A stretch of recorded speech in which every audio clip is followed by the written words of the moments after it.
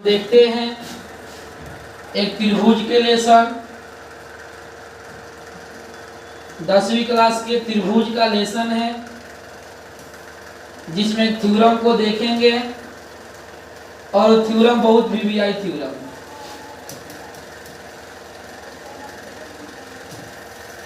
देखिए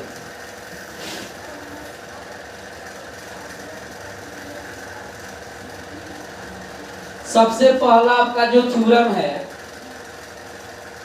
सबसे पहला जो थ्योरम है उस थ्योरम का नाम है थेल्स प्रमेय। इसी थेल्स प्रमेय के बारे में आज सिद्ध करेंगे। एक थ्योरम 5 नंबर का आता है।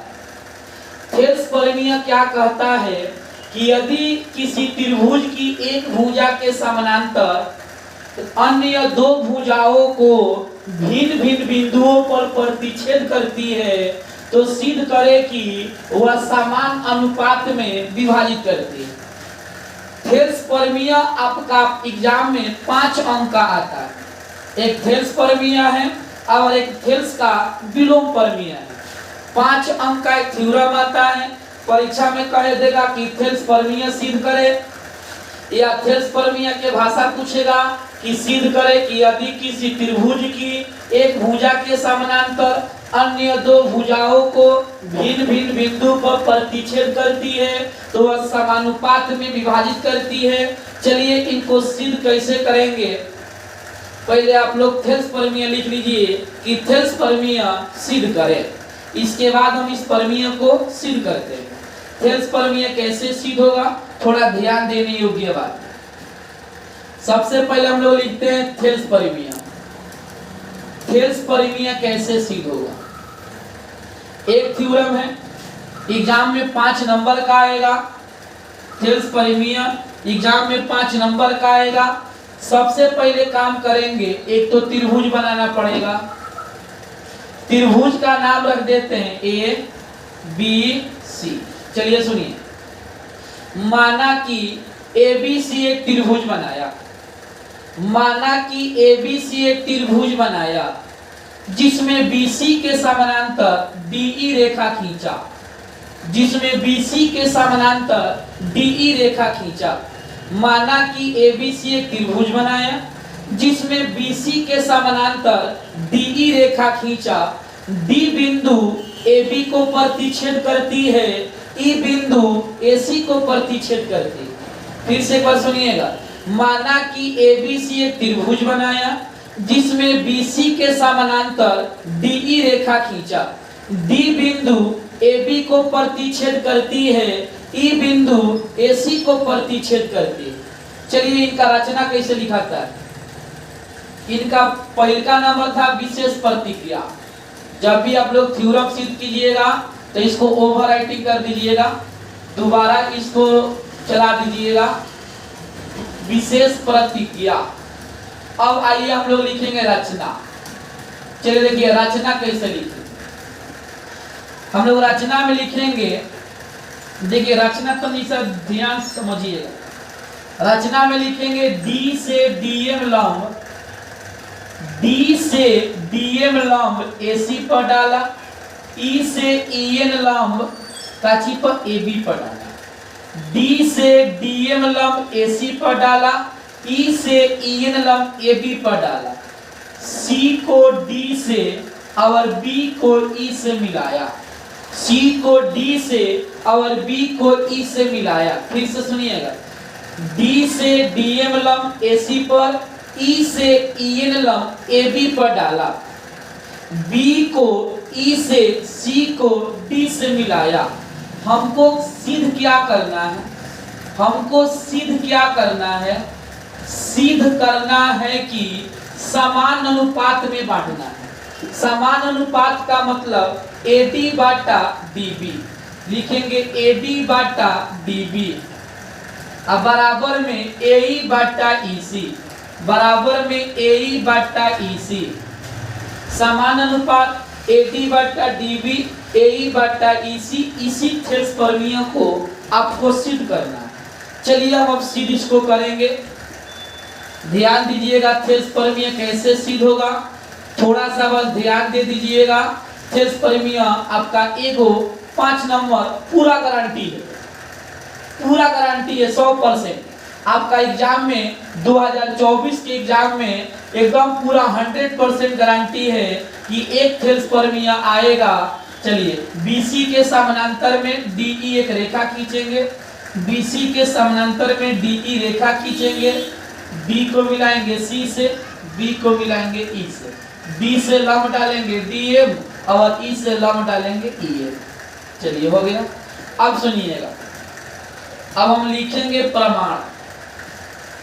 चलिए प्रमाण से हम सिद्ध करेंगे। कैसे सिद्ध होगा ध्यान से देखिए। सबसे पहले हम इधर से चलेंगे तो एक हमको त्रिभुज मिलेगा। देखिए वो त्रिभुज है ADE। एक त्रिभुज मिल गया जिसका नाम है ADE। एक त्रिभुज मिल गया जिसका नाम क्या है ADE। तो लिखेंगे त्रिभुज ADE के क्षेत्रफल। त्रिभुज के क्षेत्रफल क्या होता है? त्रिभुज के क्षेत्रफल 1/2 आधार गुने ऊंचाई का 1/2। देखिए इसमें आधार क्या होगा, एक बार में आधार आपको AD लेना है, दूसरी बार में आधार आपको DB लेना है। पहली बार में आधार हम क्या लेंगे AD और दूसरी बार में आधार क्या लेंगे DB, लेकिन दोनों में आपका ऊंचाई होगा EF।